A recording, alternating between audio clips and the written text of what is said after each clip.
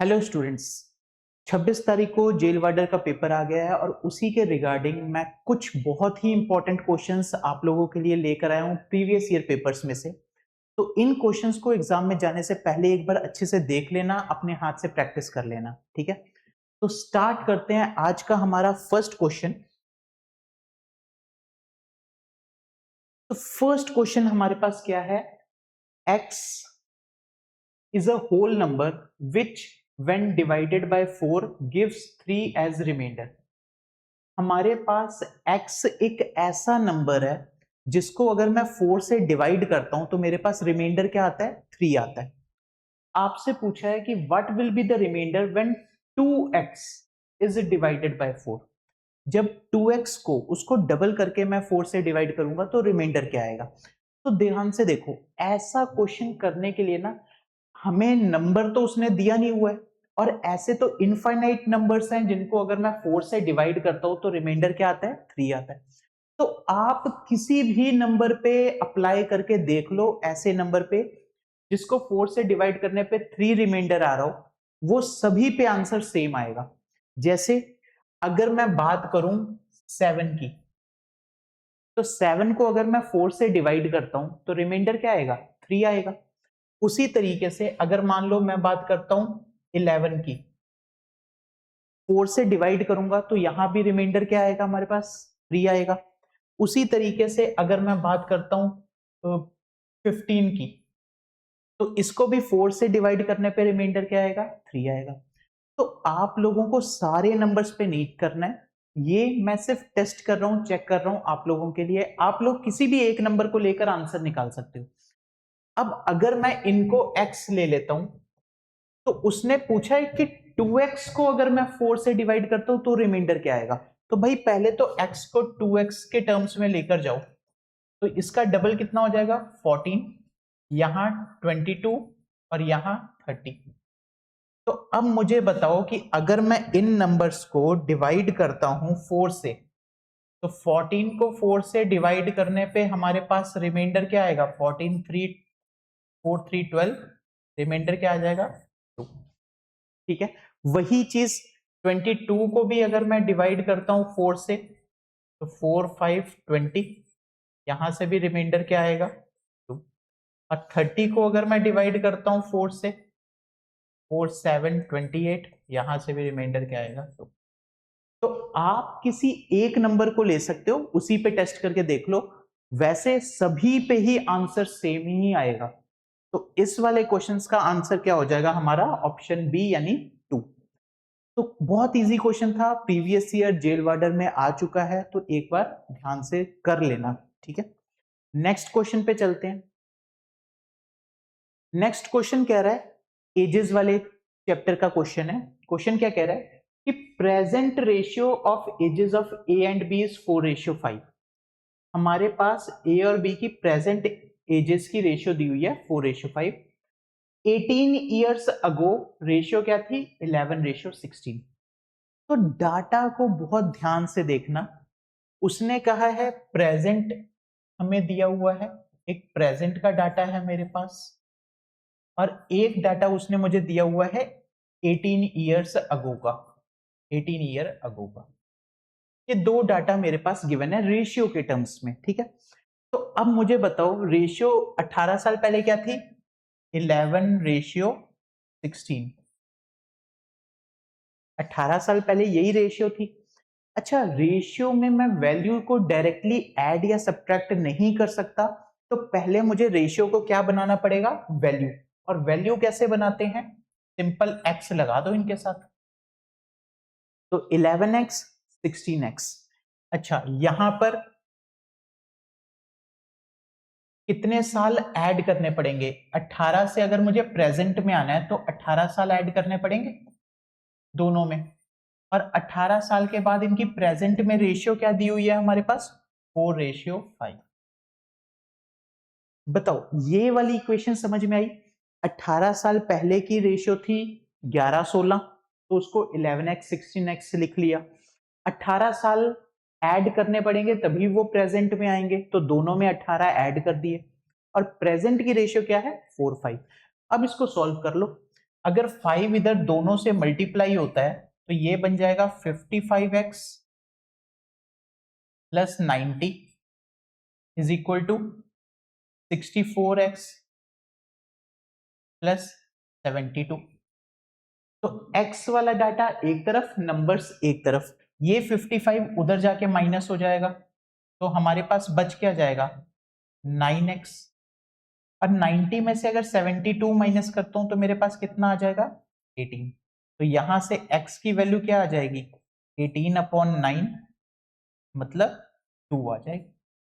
और x की value हमारे पास अगर 2 आ गई है तो क्वेश्चन में उसने क्या पूछा है, find the sum of their present ages, present ages का सम निकालना है। तो भाई x की वैल्यू पुट कर दो। ध्यान से देखना, अगर मैं x की वैल्यू पुट करता हूं तो यहां x की जगह 2 लिख दो, तो 22 प्लस 18, 22 प्लस 18 ये पहले का आ जाएगा, और ये कितना बन रहा है 40। दूसरे का कितना आ जाएगा 16 इंटू 2 32, 32 प्लस 18 ये कितना बन जाएगा 50। तो इनके एजेस का सम कितना हो जाएगा हमारे पास, तो आंसर क्या आ जाएगा 50 प्लस 40,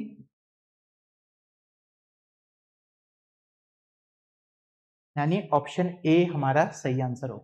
तो कुछ भी नहीं करना था, सिंपल सा ये इक्वेशन, अगर आपने रेशियो एजेस वाले चैप्टर में रेशियो वगैरह का कॉन्सेप्ट किया हुआ है तो ये वाला पार्ट बनाना बहुत आसान है। कुछ भी नहीं था, पहले वाली रेशियो उसमें 18 साल ऐड हो गए हैं और नई वाली प्रेजेंट वाली रेशियो बन गई है, क्रॉस मल्टीप्लाई करके x आ गया, x की वैल्यू यहां पुट कर दी तो आपके प्रेजेंट एजेस का सम आ गया हमारे पास। ठीक है, तो बहुत डिफिकल्ट क्वेश्चन नहीं था, लेकिन पिछले वाले पेपरों में आया हुआ है तो इंपॉर्टेंट है। ठीक है, नेक्स्ट क्वेश्चन पे चलते हैं। अच्छा, नेक्स्ट क्वेश्चन है परसेंटेज में वेन डायग्राम का, और वेन डायग्राम के बारे में मैंने ये अपने पिछले वीडियोस में भी ये करवाया हुआ है। तो क्वेश्चन बहुत ध्यान से समझना। 80% स्टूडेंट्स पास्ड इन फिजिक्स, ठीक है, 70% इन केमिस्ट्री और 15% failed in both the subjects. मेरी बात ध्यान से समझो, वेन डायग्राम का अगर कभी भी क्वेश्चन आपके पास आ जाए तो हमेशा स्टार्ट वहां से किया करो जहां परसेंटेज का कंबाइंड डाटा गिवन हो आपके पास। जैसे यहां पर ये वाला डाटा पढ़ो, 15% दोनों सब्जेक्ट्स में फेल हुए, परसेंटेज में दोनों का कंबाइंड डाटा गिवन है 15%, तो मैं यहां से स्टार्ट करूंगा। मैं जो चार्ट बनाऊंगा ये किसका बनाऊंगा, फेल वाले का। अब ध्यान से देखना बनेगा कैसे, एक पार्ट ये है, एक पार्ट ये है। तो अब पहले वाली साइड में हमारे पास है फिजिक्स, दूसरी वाली साइड में हमारे पास है केमिस्ट्री। अच्छा, पास और फेल, तो मुझे बताओ फिजिक्स में कितने पास हुए हैं, तो फिजिक्स में पास होने वाले स्टूडेंट्स हैं 80%। तो 80% अगर पास हुए हैं तो फेल कितने हुए होंगे, तो 20% फेल हुए होंगे। टोटल स्टूडेंट्स तो हम क्या मानकर चलते हैं 100%। अगर 80% पास हो गए हैं तो 20% क्या हो रहे होंगे, फेल हो रहे होंगे। उसी तरीके से केमिस्ट्री में हमारे पास डाटा क्या गिवन है कि 70% केमिस्ट्री में पास हैं, तो 70% केमिस्ट्री में पास हैं, तो फेल कितने हो रहे होंगे 30%। और दोनों में कंबाइंड फेल कितने हो रहे हैं 15%। कंबाइंड का डाटा हमारा फेल वाला दिया हुआ है कितना 15% का, ये फेल वाला दिया है। अच्छा, फेल वाला दिया है इसलिए मैं फेल का चार्ट बना रहा हूं, इसका ध्यान रखना। अब कुछ नहीं करना, बस वैल्यू पुट कर दो। देखो 15% दोनों में फेल हो रहे हैं तो वो 15 यहां आ गया। अब केमिस्ट्री में 30 होने चाहिए, केमिस्ट्री में 30 होने चाहिए, 15 यहां बैठे हैं तो यहां कितने हो गए 15। फिजिक्स में 20 होने चाहिए, 15 यहां बैठे हैं तो यहां कितने रह गए 5। तो पूरा डाटा हमारे पास तैयार हो गया फेल वाला। फिजिक्स का डाटा ध्यान से देखो, 20% फेल होने चाहिए, 15 यहां बैठे थे 5 यहां आ गए, 20 आ गया फिजिक्स के सर्कल में। केमिस्ट्री के सर्कल में 30 होना चाहिए, 15 यहां बीच में है तो 15 वहां आ गए। तो अब मुझे बताओ कि टोटल फेल कितने हो रहे हैं, ध्यान से देखना। टोटल फेल, तो टोटल फेल हमारे पास हुए हैं 30 और 5 35%। अच्छा, अब उसने जो डाटा दिया है मुझे, वो दिया हुआ है पास्ट वालों का। तो टोटल अगर 35% फेल हो रहे हैं तो पास कितने हो रहे होंगे, टोटल पास कितने हो रहे होंगे, 65% हो रहे होंगे। बताओ ये चीज समझ में आई। 35% फेल हो रहे हैं टोटल, तो 100 में से अगर मैं 35 निकाल देता हूं तो टोटल पास वाले बच्चे कितने हो गए, 65%। और उसकी वैल्यू दी हुई है कितनी, इसकी वैल्यू दी हुई है हमारे पास कितनी, 325। तो ये हमारे पास कितने टाइम्स आ जाएगा, 5 टाइम्स आ जाएगा। तो अगर यहां 5 टाइम्स किया है और आपसे पूछ रहा है टोटल स्टूडेंट्स बताओ, तो टोटल स्टूडेंट्स हमारे पास क्या थे, 100%। तो इसको भी 5 टाइम्स कर दो, टोटल बच्चे कितने हो गए, 500। तो उम्मीद करता हूं यहां तक का कॉन्सेप्ट समझ में आ गया होगा। कुछ नहीं करना था, हमेशा ध्यान रखना वेन डायग्राम वाले क्वेश्चन में उस पार्ट से स्टार्ट करना होता है जो कंबाइंड सेक्शन दिया होता है। और कंबाइंड सेक्शन में हमारे पास 15% दिया था कि दोनों में फेल हो रहे हैं, वो 15% मैंने सेंटर में लिख दिए, बाकी डाटा आसपास लिख दिया। ठीक है, तो अब इसका आंसर हो गया हमारा ऑप्शन नंबर ए, 500। ठीक है, तो बहुत इजी क्वेश्चन था, ऐसा नहीं था टफ था, बट इंपॉर्टेंट है। ठीक है, नेक्स्ट क्वेश्चन पे चलते हैं। अच्छा, नेक्स्ट क्वेश्चन है परसेंटेज का ही क्वेश्चन है, डेप्रिसिएशन वाला। क्वेश्चन क्या लिखा है, value of an article depreciates every year by 12%। मेरी बात ध्यान से समझना, डेप्रिशिएट का मतलब होता है कि वैल्यू क्या हो रही है, कम होती जा रही है। हर साल 12% से वैल्यू क्या हो रही है, कम हो रही है। आपसे कहा है कि what is the value after 3 years if original cost is इतना। आज के टाइम में कॉस्ट दी हुई है कितनी, 5 लाख। आपसे पूछा 3 साल बाद कॉस्ट कितनी होगी। तो भाई ध्यान से समझना, अगर मैं 12% की बात करूं तो 12% की वैल्यू क्या होती है, 12/100। और अगर इसको रिड्यूस कर दूं तो 4 के टेबल में ये 3/25 हो जाएगा। सबसे पहले तो ये समझना कि 12% की वैल्यू क्या हो गई, 3/25। अब प्रेजेंट वैल्यू कितनी है, 5 लाख। 5 लाख हमारे पास प्रेजेंट वैल्यू है। अब वो कह रहा है कि हर साल 12% कम हो रही है, और कितने साल तक, 3 साल तक।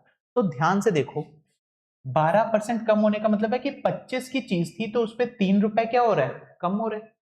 25 की चीज पे 3 रुपए कम हो रहा है, तो 25 के 3 कम कर दोगे तो कितने की रह जाएगी, 22/25 की। बताओ ये वाला डाटा समझ में आया। करना क्या है, 25 की चीज थी, 3 रुपए कम हो गया, तो चीज कितने की रह गई, 22/25 की रह गई।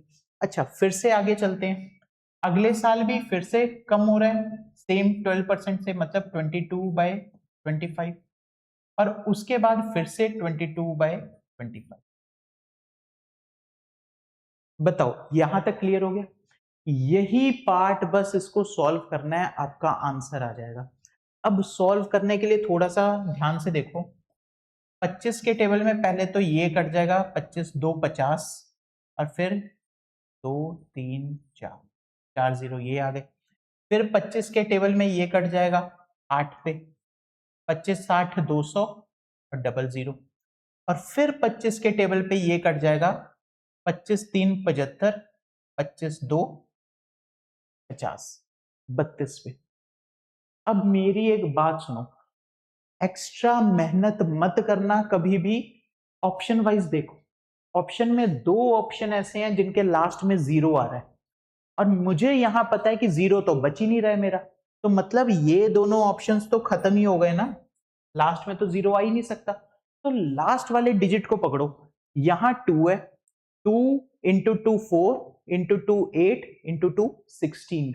यानी लास्ट में हमारे पास क्या आना चाहिए, 6 आना चाहिए। और दोनों ऑप्शंस में देखो सिर्फ एक ही ऑप्शन है जिसमें 6 आ रहा है। तो मेहनत मत करना, ध्यान से बस ये ध्यान रखना कि लास्ट डिजिट से भी आप आंसर निकाल सकते हो, एक्स्ट्रा पार्ट कैलकुलेट करने की जरूरत नहीं है। ठीक है, तो मैंने प्रोसेस आपको बता दिया, ये तरीका था। मल्टीप्लाई करने नहीं गया क्योंकि मुझे ऑप्शन से ही पता लग रहा था कि आंसर क्या आ सकता है। ठीक है, तो यहां तक का मुझे उम्मीद है कि क्लियर हो गया होगा। नेक्स्ट पार्ट पे चलते हैं। नेक्स्ट पार्ट पे क्या कह रहा है? अच्छा, ये क्वेश्चन थोड़ा अच्छे लेवल का है, इस क्वेश्चन को स्टार मार्क कर लेना, बहुत अच्छा क्वेश्चन है। क्वेश्चन क्या कह रहा है कि एक आदमी है रमेश, वो 2 साइकिल को खरीद रहा है, कितने रुपए में? 900 रुपए में। ये दोनों का कंबाइंड कॉस्ट दिया है, 900 रुपए में उसने 2 साइकिल खरीदे हैं। और याद रखना, इसमें ये नहीं बोला कि इक्वल कॉस्ट प्राइस है, यानी हाफ हाफ नहीं कर रहा है, इसके मेंशन नहीं है, बस ये पता है कि 900 रुपए में उसने 2 सामान खरीदे हैं। अब वो कह रहा है कि by selling one for 4/5 of its cost price and the other for 5/4 of its cost price, he makes a profit of 90 overall. पहले वाले आर्टिकल को उसने 4/5 पे बेचा है अपने कॉस्ट प्राइस के। तो पहले ना एक एक लाइन में आपको क्लियर करवा देता हूं ये चीज है क्या। मुझे पता है कि टोटल कॉस्ट मेरे पास कितनी है, टोटल कॉस्ट है मेरे पास 900 रुपए। अब 4/5 ऑफ द कॉस्ट प्राइस का मतलब है कि अगर कोई सामान, ये मैं फर्स्ट वाले आर्टिकल की बात कर रहा हूं, पहले वाले आर्टिकल का कॉस्ट प्राइस अगर 5x है तो उसको कितने में बेच रहा है वो? 4x में। 4/5 ऑफ द कॉस्ट प्राइस, इसका मतलब है कि अगर 5x कॉस्ट प्राइस है तो वो बेच कितने में रहा है? 4x में बेच रहा है। इसी तरीके से दूसरे वाले को उसने बेचा है 5/4 में। इसका मतलब है कि कॉस्ट प्राइस दूसरे वाले का अगर 4y था तो उसको सेल कितने में किया है? 5y में। अच्छा, इसको x उसको y इसलिए लिया क्योंकि दो अलग अलग आर्टिकल्स हैं, सेम कांस्टेंट यूज नहीं कर सकता, इसलिए एक साइड x वाला पार्ट है, एक साइड y। अब मुझे एक चीज बताओ, 5x का सामान खरीदा है, 4x में बेच दिया, तो यहां प्रॉफिट कितने का हो रहा है? सॉरी, यहां लॉस कितने का हुआ? यहां पर लॉस कितने का हो रहा है? ध्यान से देखना, 5x में खरीदा था, 4x में बेच दिया, तो x रुपीस का लॉस हो गया। यहाँ पे x रुपीस का क्या हो रहा है? लॉस हो रहा है, तो इसको -x लिख दिया। अच्छा, वहां पर प्रॉफिट कितने का हो रहा है? तो वहां पर अगर ध्यान से देखो तो 4y का सामान था, 5y में बेच दिया, तो प्रॉफिट कितने का हुआ? y का हुआ। ठीक है, तो ये बेसिक स्ट्रक्चर था जो मुझे क्वेश्चन के डाटा से पता लगा था। ठीक है, अब इसमें ध्यान से देखो इक्वेशन कैसे बनेगी। पहले बात करते हैं कि उसने कहा टोटल कॉस्ट कितनी है? 900 रुपए। मतलब कि 5x प्लस 4y, इसकी वैल्यू उसने कितनी दी हुई है? 900 रुपए। एक डाटा ये आ गया मेरे पास, कॉस्ट प्राइस उसने दिया हुआ था दोनों का 900 है, तो ये 5x का है, वो 4y का है, तो टोटल कितना बन गया? 900। अच्छा, एक डाटा उसने और दिया है कि ओवरऑल 90 रुपए का क्या हो रहा है? प्रॉफिट हो रहा है। प्रॉफिट 90 रुपए का हो रहा है, मतलब कि y की वैल्यू बड़ी होगी x से। मतलब उसने मुझे एक डाटा ये दे दिया कि y में से अगर x माइनस करूं तो मुझे ओवरऑल कितना मिल रहा है? 90 रुपए मिल रहा है। ये वाला डाटा यहां तक का क्लियर हो गया। प्रॉफिट कैसे निकलेगा? यहां पर ये डाटा लॉस का है, वो डाटा प्रॉफिट का है, तो प्रॉफिट में से ये वाला माइनस करूंगा तभी मेरे पास प्रॉफिट निकलेगा। तो मतलब y माइनस एक्स कितना आ गया? 90 आ गया। अब इक्वेशन में चाहे x को सेम करो चाहे y को सेम करो, किसी एक को सेम करो और सॉल्व कर दो। ध्यान से देखना, एक स्लाइड और ले लेता हूं मैं इसमें, या सिंपल सा ये समझो, इसको ना थोड़ा सा मैनेज करके लिख देता हूं ताकि समझ में आ जाए। 4y प्लस 5x, यहाँ y और x के टर्म्स में है, तो ऊपर वाले में भी मैं y और x के टर्म्स में लिख रहा हूं। 4y plus 5x। इससे क्या होगा कि सॉल्व करने में, अंडरस्टैंडिंग में आपको समझ में आ जाएगा। ध्यान से देखो, मैं y को सेम कर देता हूं क्योंकि इजी है मेरे लिए। तो y सेम करने के लिए इसको 4 से मल्टीप्लाई करना पड़ेगा, इसको तो 1 से ही रहने दो, उसको 4 से करो। तो ये आ गया 4y plus 5x is equal to 900। और दूसरी साइड क्या आ गया, 4y minus 4x is equal to 360। अच्छा, ऊपर वाली इक्वेशन में से मैं नीचे वाली इक्वेशन को माइनस कर रहा हूं, और माइनस का रूल आप लोगों को सबको पता है कि साइन चेंज होते हैं। तो ये माइनस होगा, ये प्लस होगा, और यहां पर माइनस होगा। ठीक है, तो यहां देखो 4y कैंसिल हो गया, 5x और 4x टोटल कितना हो गया, 9x इज इक्वल टू 900 में से 360 माइनस करोगे कितना आएगा, 540। तो यहां से मेरे पास x की वैल्यू कितनी आ गई, 60 आ गई। बताओ, इस पॉइंट तक समझ में आ गया। x की वैल्यू हमारे पास क्या आ गई है, 60 आ गई है। तो कुछ नहीं करना था, अब यहां पर जाकर आप वैल्यू पुट कर दो बस। x की वैल्यू अगर 60 आ गई है तो मतलब सबसे पहले तो इसका कॉस्ट प्राइस कितना आ जाएगा, 60 इंटू 5, 300 रुपए आ जाएगा। कॉस्ट प्राइस इसका कितना आ जाएगा, 5x था ना, 5 इंटू 60, 300। और मुझे पता है कि दोनों का टोटल कितना था, 900। तो अगर एक 300 का होगा तो दूसरे वाला कितने का होगा, 600 का, तभी 900 बनेगा। तो उसने आपसे क्वेश्चन में पूछा था कि लोअर प्राइस्ड साइकिल कितने की है, तो भाई लोअर वाली कितने की हो जाएगी, 300 रुपए की हो जाएगी। बस ऑप्शन सी हमारा करेक्ट आंसर होगा। तो ये क्वेश्चन बहुत अच्छा है, बहुत अच्छे लेवल का क्वेश्चन था। बस आपको कॉन्सेप्ट समझ में आना चाहिए, इक्वेशन कैसे बनानी है, इक्वेशन को सॉल्व कैसे करना है, ये पूरा प्रोसेस सबके माइंड में बिल्कुल क्लियर होना चाहिए। तो ये इसका सॉल्यूशन है, एक बार अच्छे से खुद से भी प्रैक्टिस करके देख लेना। ठीक है, नेक्स्ट क्वेश्चन पे चलते हैं। नेक्स्ट क्वेश्चन हमारा है, a sum of money invested at simple interest triple itself in 8 years। Triple हो रहा है कितने साल में, 8 सालों में। तो सबसे पहले तो अगर आपको बेसिक्स क्लियर हैं तो सिंपल इंटरेस्ट में जो हम प्रिंसिपल लेकर चलते हैं, प्रिंसिपल हम हमेशा क्या मानकर चलते हैं, 100%। सिंपल इंटरेस्ट में अगर मुझे कुछ भी नहीं पता है तो मैं प्रिंसिपल को क्या मानकर चल सकता हूं, 100%। अब वो कह रहा है कि पैसा जो है वो 3 टाइम्स हो रहा है, ट्रिपल हो रहा है। ट्रिपल होने का मतलब क्या है कि अगर प्रिंसिपल 100% है तो अमाउंट कितना बन गया, ट्रिपल हो गया, 300%। बताओ, ये वाला कॉन्सेप्ट क्लियर हुआ। प्रिंसिपल 100% है, पैसा ट्रिपल हो रहा है, यानी अमाउंट कितना हो जाएगा, 300%।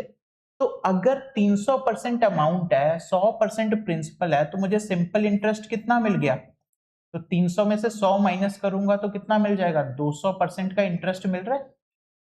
ये कॉन्सेप्ट क्लियर हुआ या नहीं हुआ, ध्यान से समझना। प्रिंसिपल था 100%, पैसा ट्रिपल हो रहा है मतलब 300% हो गया, तो इंटरेस्ट कितना मिला होगा, 200% का इंटरेस्ट मिला होगा। और ये 200% का इंटरेस्ट मुझे कितने साल में मिला है, 8 नहीं, 200% का इंटरेस्ट मुझे मिला है 8 सालों में, 8 इयर्स में। अब मेरी बात ध्यान से समझो, 200% मुझे मिल रहे हैं 8 सालों में, तो रेट ऑफ इंटरेस्ट मैं निकाल सकता हूं। एक साल का इंटरेस्ट कितना बना, 200/8, 25% पर एनम का इंटरेस्ट बन गया। बताओ, ये वाली चीज समझ में आई कि नहीं आई। 100 प्रिंसिपल था, पैसा ट्रिपल हो रहा है मतलब अमाउंट 300 हो गया। अमाउंट में से प्रिंसिपल माइनस करूंगा तो मुझे क्या मिलेगा, इंटरेस्ट मिलेगा। 200% का इंटरेस्ट मिल रहा है, कितने साल में मिल रहा है, 8 सालों में। तो एक साल का इंटरेस्ट कितना बना, 25% बन गया, यानी रेट ऑफ इंटरेस्ट मेरा आ गया 25% पर एनम। अब वो क्वेश्चन में कह रहा है कि in how many years it will become 8 times. मेरी बात ध्यान से समझना, 8 टाइम्स का मतलब क्या है कि अगर प्रिंसिपल 100 है तो अमाउंट कितना होना चाहिए 8 टाइम्स के लिए? 800% होना चाहिए। 8 टाइम्स का मतलब है कि प्रिंसिपल अगर 100 है तो अमाउंट कितना होगा 800%। तो मुझे यहां पर कितना सिंपल इंटरेस्ट चाहिए? मुझे यहां 700% का इंटरेस्ट चाहिए। अगर मुझे 8 टाइम्स बनाना है तो मुझे इंटरेस्ट कितना चाहिए होगा 700% का। और अगर एक साल में 25% मिलता है तो 700% मिलने में कितने साल लग जाएंगे? तो 700 को डिवाइड कर दो एक साल के इंटरेस्ट से, तो यहां से ये कट जाएगा 28% पे, यानी ऑप्शन नंबर बी हमारा सही हो जाएगा। सॉरी 28% नहीं 28 ईयर्स आएगा। उसने टाइम पीरियड पूछा था ना, हाँ, तो 28 ईयर्स लगेंगे और पैसा क्या हो जाएगा 8 टाइम्स हो जाएगा। कुछ नहीं करना था, बस ये पता होना चाहिए कि प्रिंसिपल 100 है, पहले पैसा ट्रिपल हो रहा था तो 300 हो गया था, 300 में से 100 निकल गया, मतलब इंटरेस्ट मुझे कितने का मिला है 200 का। 200 का इंटरेस्ट मिलने में मुझे कितने साल लग गए 8 साल। तो एक साल का इंटरेस्ट कितना बन गया 25%। अब वो कह रहा है कि पैसा 8 टाइम्स होना चाहिए। 8 टाइम्स के लिए मतलब इंटरेस्ट तो मुझे 700% का ही चाहिए। तो 700% अगर मुझे इंटरेस्ट चाहिए, एक साल में 25% मिल रहा है, तो कितने साल लग जाएंगे 28 साल लग जाएंगे आपका 8 टाइम्स होने में। ठीक है यहां तक। नेक्स्ट क्वेश्चन पे चलते हैं। नेक्स्ट क्वेश्चन क्या कह रहा है? What is the least number of complete years in which a sum invested at 20% compound interest becomes more than double? Rate of interest उसने दिया हुआ है 20% का और ये क्वेश्चन है कंपाउंड इंटरेस्ट का। बहुत ध्यान से समझना कि 20% का इंटरेस्ट दिया हुआ है और पैसा वो बोल रहा है कि डबल हो जाना चाहिए, तो कितने साल लगेंगे नॉर्मली? तो मुझे एक चीज बताओ, 20% की वैल्यू क्या होती है? 20% होता है हमारे पास 1/5। इसका मतलब क्या होता है कंपाउंड इंटरेस्ट में? कंपाउंड इंटरेस्ट में इसका मतलब होता है कि अगर आप पहले साल में प्रिंसिपल और अमाउंट की बात करते हैं, तो अगर आप फर्स्ट ईयर में 5 रुपए लगाओगे तो आपको उस पे 1 रुपए का क्या मिल जाएगा इंटरेस्ट मिलेगा। तो अमाउंट कितनी बनेगी 6।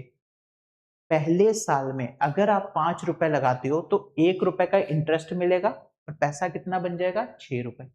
ये फर्स्ट ईयर का है।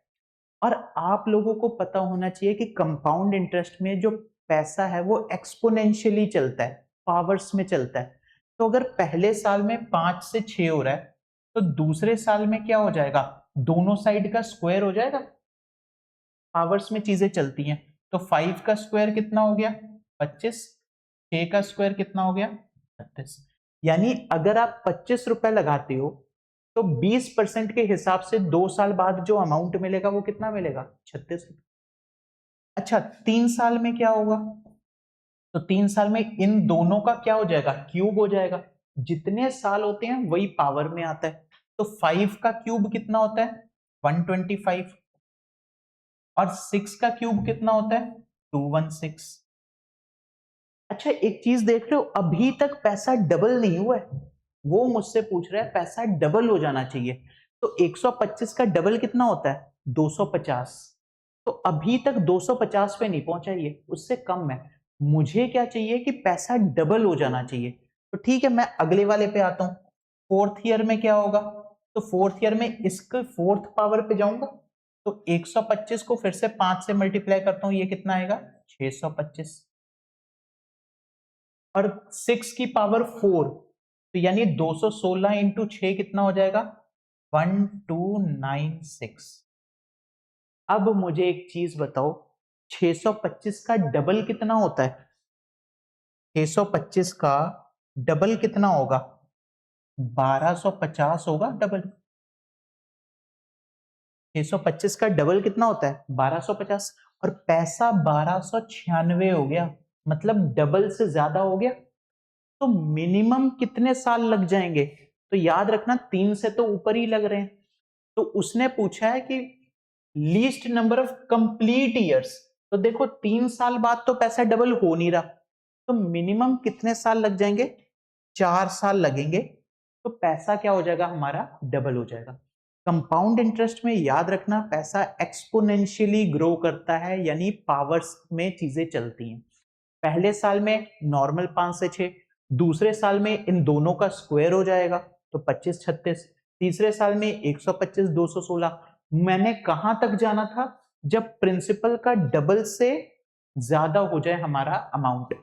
625 का डबल होता है 1250, लेकिन यहां पर 1296 बन गया, पैसा डबल से ज्यादा हो गया, बस वहीं पर जाकर आपको रुक जाना है।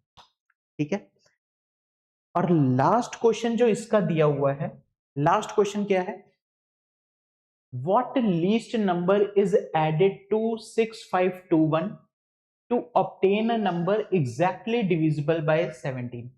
वो सबसे छोटा नंबर 6521 में मैं कौन सा ऐड करूं कि वो 17 से क्या हो जाए, डिवाइड हो जाए।